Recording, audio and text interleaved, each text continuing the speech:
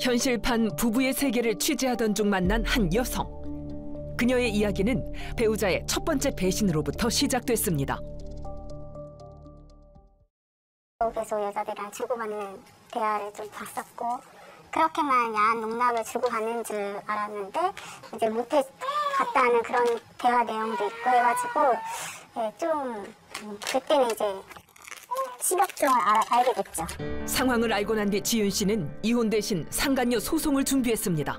그 여자만 떨어지면은 남편도 가정을 돌아올 거라는 생각을 좀 많이 했었거든요. 저는 이제 임신을 하고 있는 상태였으니까 어떻게든 가정을 지키려고 했었죠. 다시는 안 만나겠다고 그랬었는데 이제 제가 이제 애기 낳고 아무것도 못할 줄 알고 또 만난 거죠. 결국 뱃속 아이와 가정을 지키기 위해 상간녀와 합의했다는 겁니다. 하지만 약속은 지켜지지 않았죠. 남편과 상간녀는 다시 만남을 이어갔고 지훈 씨는 또다시 소송을 결심했답니다. 결단코 쉽게 내린 결정이 아니었죠. 그 과정 역시 고통스러웠다고 말합니다.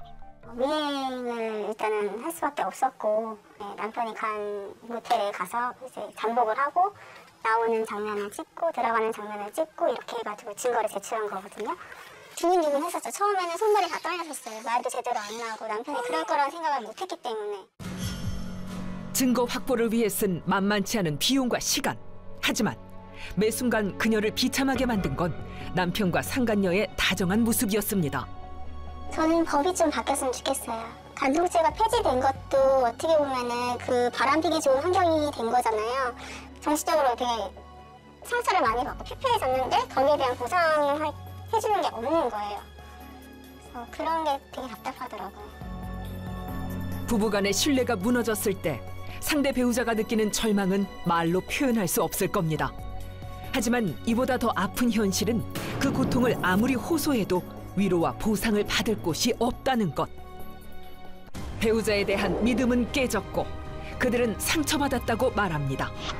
과연 이 배신감으로 인한 고통과 아픔은 어떻게 누구에게 보상받아야 하는 걸까? 방금 본 경우는 벌써 두 번째 소송을 준비하고 있는 건데 이혼 소송을 하고 위자료 판결을 받게 되면 보통 그 액수는 어느 정도 됩니까? 법원에서 위자료 판결을 할 때 제시하고 있는 기준들이 몇 가지 있는데요. 살펴보면 그 피해 배우자의 혼인 기간이 어느 정도였는지, 그다음에 그 두 사람의 외도 기간은 또 어느 정도였는지, 그다음 또 가장 중요하게 보는 것은 그 외도라고 할 수 있는 그 구체적인 증거가 어떤 건지, 단순히 뭐 대화를 주고받은 건지 아니면 나아가서 성관계가 있었는지, 있었다고 하면 몇 회가 있었는지, 그다음에 뭐 피해 배우자의 피해 정도가 어느 정도인지, 그리고 최근에 가장 중요하게 보고 있는 것은요. 외도가 발각된 이후에 그 상간자의 태도가 어떠한지, 뻔뻔하게 나오는지, 계속 만남을 유지하는지, 아니면은 뭐 헤어지고 반성을 하는 태도인지, 이런 것들이 위자료 액수에 참작이 되고요. 그 위자료는 보통 1,000만 원에서 3,000만 원 사이로 책정이 되고 있습니다. 그러니까 방금 말씀하신 여러 요건을 다 감안하고 참작해도 대충 맥시멈 3,000만 원이다? 예. 뭐 간통죄가 있을 때는 이 괘씸한 이 유책 배우자 형사 처벌시켜버려 뭐 이런 게 있었는데 그게 없어졌는데도 고작 받을 수 있는 위자료가 그 정도다?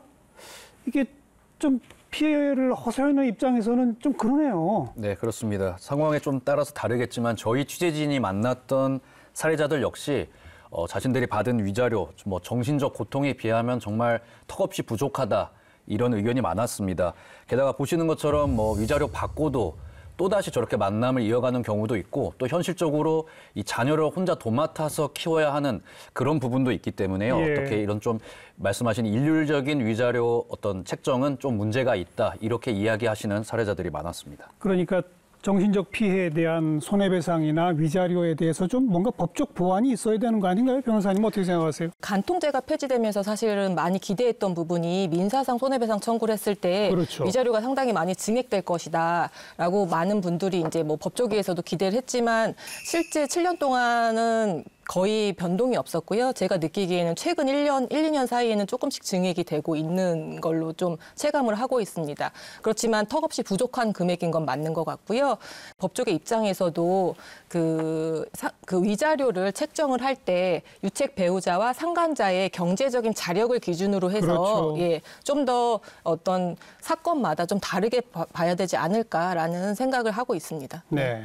간통죄 폐지 당시에도 이와 같은 보완 입법이 필요하다는 얘기가 분명히 있었는데 아직 매듭지어지지 못했군요. 자, 끝으로 저희가 만난 한 사례자가 이 촬영 이후에 못다한 이야기를 이렇게 보내왔습니다. 배우자의 외도 때문에 아이를 데리고 이혼할 수밖에 없는 부모의 마음은 정말 헤아리기 힘들 만큼 고통스럽습니다. 내 가정이 무너져 제가 받은 정신적 충격과 내 아이가 아빠 혹은 엄마 없이 이 세상을 살아가야 할 때의 시선들, 이런 상처들은 도대체 어디서 보상을 받아야 할까요? 그녀가 보내온 이 글귀가 이 배우자에 대한 믿음이 깨져버린 현실에 대한 고통을 고스란히 담고 있는 것 같습니다.